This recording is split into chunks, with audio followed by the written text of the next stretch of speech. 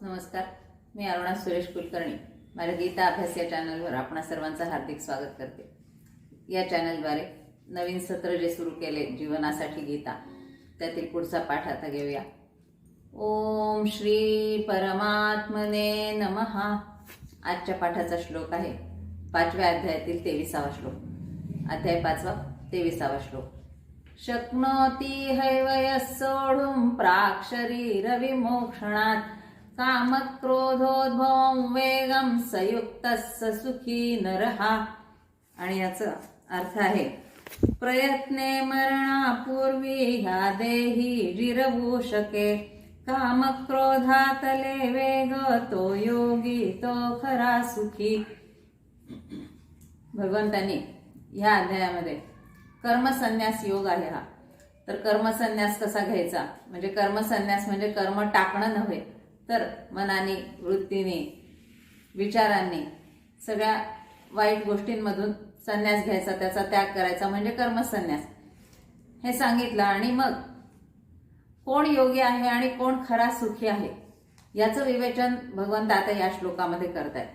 तर ह्या आधीच्या श्लोकामध्ये भगवंतांनी काय सांगितलं की येही संस्पर्श ज्या भोगा दुःख योनय एवते आद्यंतवंता कौंतेय नतेषु रमते बुधा. संस्पर्श ज्या भोगा म्हणजे काय की विषय आणि इंद्रिय यांच्या संयोगातून निर्माण झालेले भोग.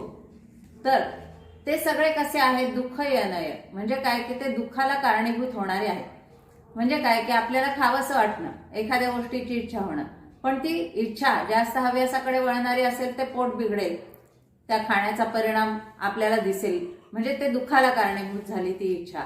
किंवा एखादी गोष्ट ऐकणं आहे, परंतु ते किती वेळ की त्या कानावर ते भडीमार सहन होणार नाही तितक्या वेळ तो जर आवाज ऐकत राहिलो आपण कुठलेही, तर मग त्याचा आपल्याला त्या इंद्रियाला त्रास होईल. म्हणजे इंद्रिय आणि विषयातून निर्माण होणारे जे भोग आहेत, जे सुख आहे, ते सगळं दुःखाला कारणीभूत होणार आहे. म्हणजे काय, आणि ते कसे आहेत की ते आदी आणि अंत असणारे आहेत. म्हणजे कशामुळे तरी झालेला आनंद तो कधीतरी परत नाश पावणारच आहे.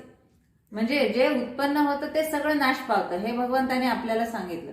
तर मग जे अशा प्रकारच्या भोगातून मिळणारे आनंद आहेत आपल्याला, ते सगळे विषय विकारांकडे नेणारे आहेत आणि त्यातून मिळणारे ते क्षणिक आहेत, क्षणभंगूर आहेत, ते नंतर काही वेळानंतर नष्ट होणार आहेत, हे आपल्याला कळलं. तर मग न तेषु रमते बुधा असं म्हटलंय की अशा आनंदांमध्ये, अशा भोगांमध्ये, अशा वासना विकारांमध्ये बुध हा म्हणजे पंडित लोक, ज्ञानी लोक, ते रमत नाही.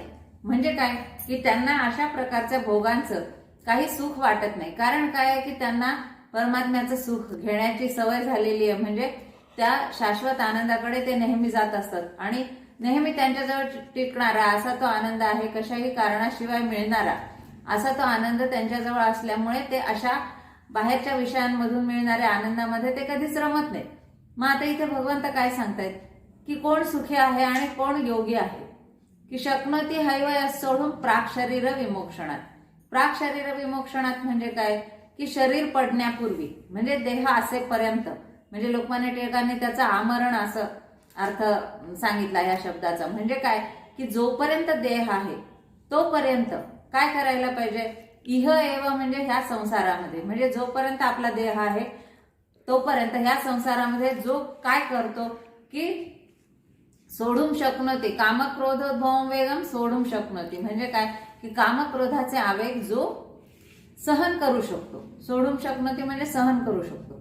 म्हणजे काय की प्रत्येक वेळेला आपली जी व्यक्त होण्याची पद्धत असते ती आपण बदलायला पाहिजे. म्हणजे कुठल्याही गोष्टीचा राग येतो आपल्याला एखाद्या वेळेस, ते चूकच असतं असं काही नाही, परंतु ते आपण शांतपणे सांगू शकतो आणि दुसऱ्या पद्धतीने व्यक्त होऊ शकतो. जे आपल्याला आवडलेली नाहीये ही गोष्ट म्हणून आपण वेगळ्या पद्धतीने सांगू शकतो.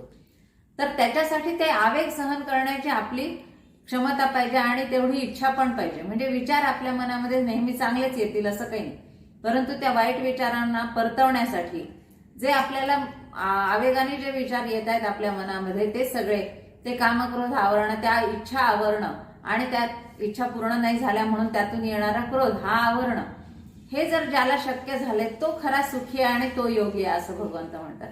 म्हणजे आपण नेहमी बघतो की आपण स्वतः नेहमी आनंदमय आहोत. म्हणजे भगवंतांनी जे चैतन्य आपल्यामध्ये ओतलेले त्यामुळे आपलं मूळ स्वरूप हे आनंद रूपीच आहे. त्यामुळे आपण नेहमी आनंदाच्या शोधात असतो. म्हणजे प्रत्येकाला आनंद पाहिजे, सुख पाहिजे, समाधान पाहिजे.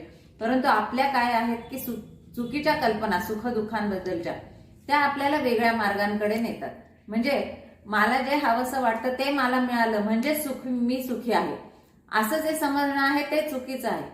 कारण काय की मला जे हवंसं वाटतं ते प्रत्येक वेळेला बरोबरच असेल असं काही नाही.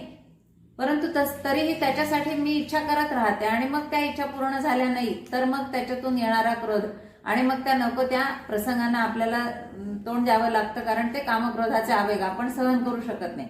म्हणून मग भगवंत काय सांगतायत की त्या आनंद स्वरूपाकडे जायचं असेल तर आपण सामान्य जीव नेहमी त्या सुखी माणसाचा सदरा शोधत असतो. तर हा सदरा आपल्या जवळच आहे.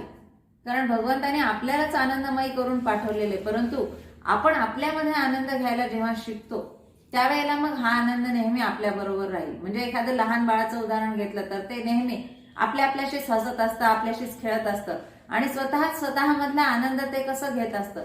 तसं निर्व्याज निर्भय आनंद आपल्याला स्वतःमध्ये घेता आला पाहिजे. म्हणजे इतर कुठल्या तरी कारणांवर आपला आनंद अवलंबून असला की मग ते कारण संपलं की आपला आनंद पण मावळतो. तसं व्हायला नको.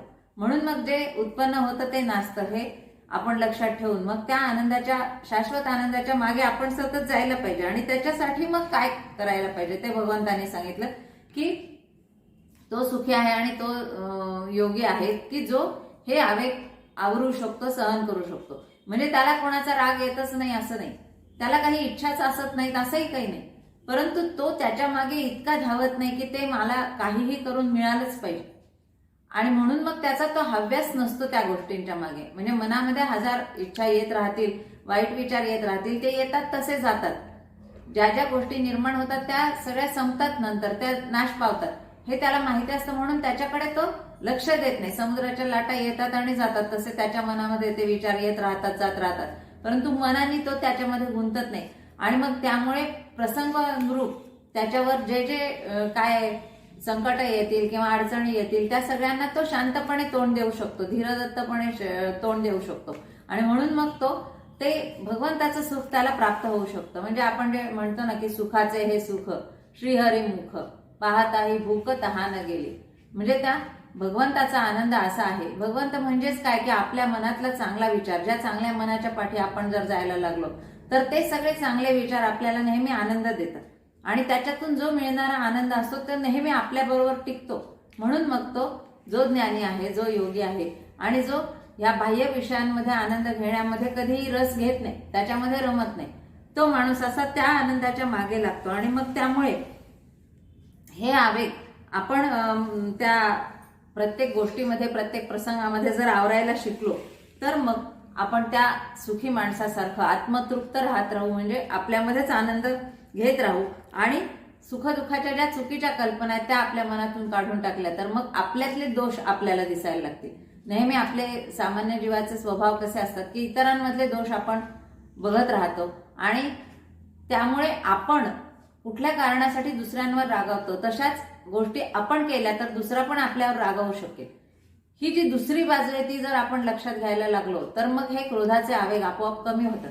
आणि मग आपला तो आवेग शांत झाला की आपली व्यक्त होण्याची पद्धत पण बदलते, ती प्रतिक्रिया पण बदलते आणि मग त्या सगळ्या चुकीच्या गोष्टी आपल्या बाबतीमध्ये घडत नाहीत. म्हणजे नेहमी असं होतं सामान्य माणसांच्या बाबतीत की काम क्रोध आड पडिले पर्वत राहिला अनंत पलीकडे. तर हे सगळे पर्वत जर कामक्रोधाचे ओलांडून जायचं असेल तर मग त्या चांगल्या विचारांच्या पाठी आपण जात राहिलं पाहिजे आणि मग हे आवेग सहन करायला शिकलं पाहिजे. म्हणजे मग त्यातून हळूहळू आपल्यामध्ये आपल्या आयुष्यात येणारे सगळे चुकीचे प्रसंग, चुकीचे निर्णय हे बदलत जातील आणि मग त्या सगळ्या प्रसंगांना आपण चांगल्या प्रकारे तोंड देऊ शकू. आणि ते जर व्हायचं असेल तर मग आपण प्रत्यक्ष संन्यास न घेता सुद्धा त्या संसारात राहू नये. इह एव असं म्हटलेलं शक्नोती इह एव. म्हणजे काय की या संसारातच राहून, कारण मग भगवंताने काय सांगितलं की तो कर्मयोगीच श्रेष्ठ आहे की जो त्या संसारामध्ये राहून समोर सगळे प्रलोभन दिसत असताना जो त्याच्यावर संयम ठेवू शकतो, आपली इंद्रिय संयमात ठेवू शकतो, आपले विचार, विषय, वासना सगळ्या संयमी ठेवू शकतो आणि मग त्याच्यावर विजय मिळवून मग तो आपली वाट चालू शकतो पुढे, तो खरा योगी आहे. म्हणून त्या कर्मयोगाचं जास्त कौतुक आहे भगवंताला. म्हणून मग अशा प्रकारे आपण ते सगळे आवेग सहन करायला शिकलं पाहिजे आणि मग जीवनामध्ये आपल्याला ते खरं सुख मिळेल. म्हणजे बाह्य स्पर्शेषु असक्तात्मा अशी आपली वृत्ती होईल. म्हणजे काय की बाहेरील विषयांमध्ये आसक्त होणं आपलं आपोआप कमी होईल आणि हळूहळू मग त्या खऱ्या नेहमी आपल्याजवळ टिकणाऱ्या शांतीकडे समाधानाकडे आपण जात राहू. मग इथे भगवंतांच्या विचारावर माऊली काय विवेचन करतायत बघूया. ज्ञानी याचा हन ठाई त्यांची मातूही किर नाही, देही देह भावो जिही स्ववश केले. म्हणजे तो सुखी असणारा, तो ज्ञानी असणारा, योगी असणारा माणूस कसा आहे की ज्ञानी याचा हन ठाई याची मातूही किर नाही. म्हणजे काय की असा जो ज्ञानी आहे त्याच्या ठाई, त्याच्यामध्ये, त्याच्या विचारांमध्ये, त्याच्या बुद्धीमध्ये, त्याच्या आचारामध्ये किंवा वागण्यामध्ये, वर्तणुकीमध्ये विषयांची गंधवार्ता सुद्धा नाहीये. म्हणजे यांची मातूही किर नाही. म्हणजे काय की त्याला कुठलाही विषय वासना त्याच्याजवळ नाहीच आहे आणि त्यामुळे त्याच्यातून काहीतरी राग लोभ उत्पन्न होतील असं काही त्याच्याजवळ नाहीच आहे. म्हणजे जे मिळालंय त्याच्यामध्ये समाधान मानणं ही त्याची वृत्ती आहे. त्यामुळे तो कधीही कुठल्याही गोष्टीसाठी इच्छाही करत नाही आणि ते मिळालं नाही म्हणून रागवतही नाही. म्हणून मग ते विषय त्याच्याजवळ राहत नाहीत. आणि मग त्यांनी काय केलंय त्याच्यासाठी की देही देहभाव जिही स्ववश केले. देहभाव आहे की प्रत्येक गोष्टींमध्ये त्या विषयांचं सुख घ्यावं वाटणं, इंद्रियांना तिकडे धावासं वाटणं, हे सगळे देहभाव आहेत. ही स्वाभाविक वृत्ती आहे. म्हणजे आपला स्वभाव धर्म आहे तो की चांगल्या गोष्टींकडे आपलं मन वळतं आणि ते आपल्याला मिळवावं असं वाटतं आणि इच्छा होत राहतात. आपल्या प्रत्येकाच्या इच्छा वेगळ्या असतात, प्रत्येकाच्या वृत्तीप्रमाणे त्या असतात. परंतु त्या सगळ्या इच्छा होणं हा सहज स्वभाव धर्म आहे माणसाचा. तर त्यांनी हे सगळे देहभाव जे आहेत, देही म्हणजे देहबुद्धीवर राहून होणारे, त्या माणसाला होणारे भाव, ते सगळे त्यांनी स्ववश केले असं म्हटलंय. म्हणजे स्वतःच्या स्वाधीन केलेले आहेत. आणि मग त्यामुळे कुठलाही भाव त्याच्या मनामध्ये उत्पन्न झाला तरी सुद्धा ती चांगली कामना आहे की वाईट आहे, ती यावेळेला पूर्ण करणं आवश्यक आहे की नाही आणि ते बरोबर आहे की नाही, हे सगळं सत्सग विवेक बुद्धीने तो विचार करत राहतो आणि मग त्याप्रमाणे तो वागतो. म्हणून मग ह्या सगळ्या गोष्टींवर तो संयम ठेवू शकतो आणि मग त्याच्या जवळ त्या विषयांची गंधवार्ता सुद्धा राहत नाही. मग दुसऱ्या ओळीमध्ये काय म्हणतायत माऊली. जया ते बाह्याची भाष नेणिजेची निशेष अंतरी सुख एकार्थी. म्हणजे काय की जया ते बाह्याची भाष म्हणजे काय की बाह्य विषयांची जी वृत्ती आहे तिकडे धावण्याचं जे ओढ आहे मनाची स्वाभाविक, ती नेणिजेची निशेष म्हणजे ती त्याला माहीतच नाहीये. म्हणजे जाणीव नेणीव भगवंती नाही असं आपण म्हणतो ना की त्याला कुठल्याही गोष्टीची जाणीव होत नाही आणि कुठल्याही गोष्टीची कमतरता आहे असंही वाटत नाही. अशा प्रकारे तो समसमान राहू शकतो. समत्व बुद्धी त्याच्यामध्ये असते आणि मग तो कुठल्याही परिस्थितीमध्ये सारखाच शांतपणे राहू शकतो आणि त्या परिस्थितीला तोंड देऊ शकतो. म्हणून मग काय म्हटलं की अंतरी सुख एकार्थी. म्हणजे त्याच्या आत्मसुखामध्ये तो इतका तल्लीन आहे की जे काय त्याला मिळतंय, जे काय त्याच्या चांगल्या विचारांमधून त्याला समाधान मिळतंय, शांती मिळते आणि त्याच्यामधूनच त्याला जे काय प्राप्त होते त्याच्यावर तो इतका आनंदी आहे, समाधानी आहे की त्याला दुसऱ्या कुठल्या तरी सुखाच्या मागे धावण्याची गरज पडत नाही. म्हणजे माऊलींनी एका ठिकाणी सांगितलंय ना की त्याच्या उदरामध्येच आत्मानंदाचा झरा, अमृताचा झरा फुटलेला आहे आणि त्या अमृतामध्ये तो नाहत असतो, त्या आनंदामध्येच तो नित्य असतो. त्यामुळे मग त्याला काही तहानभूक लागत नाही, बाहेरच्या विषयांची तहानभूक त्याच्याजवळ नसतेच. त्यामुळे तो त्याच्यावर काहीच अवलंबून नाही आणि मग त्या विषयांच्या मागे तो धावायला जात नाही. म्हणजे जो चकोर आहे त्याची उपमा दिली होती माऊलींनी की तो कसा आहे, तो किती कोमल, म्हणजे त्या कमळाच्या पानावर त्याचं ताट असल्यासारखं त्याच्यावर पडणारे चंद्रकिरण तो सेवतो आणि ते शुद्ध सगळं त्या सात्विक शुद्ध असं सेवन करून तो अत्यंत आनंदी राहतो. म्हणजे इतकं ज्याचं अंतःकरण कोमल आहे की त्याला सगळं शुद्ध आणि चांगलंच घेण्याची सवय आहे. असा जो तो ज्ञानी आहे तो मग कशाने अशा गोष्टींनी कधी विचलित होत नाही मनाने आणि तो कधी अशा गोष्टींच्या मागे धावतच नाही की त्याचं मन अगदी समसमान असतं सगळ्या वृत्तींमध्ये आणि म्हणून मग तो दुःख आणि आनंद सहज पचवू शकतो सारख्याच शांत वृत्तीने.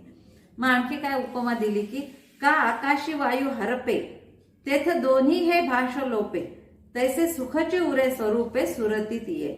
म्हणजे काय की आकाशामध्ये वारा आहे, तर आकाशी वायू हरपे म्हटलेले म्हणजे तो वारा जर आकाशामध्येच विरून गेला तर मग आकाश आणि वारा हे वेगवेगळं आपल्याला दाखवता येत नाही. म्हणजे तेथे दोन्ही हे भाष लोपे असं माऊली म्हणतात. म्हणजे काय की तिथे द्वैताची भाषाच संपली.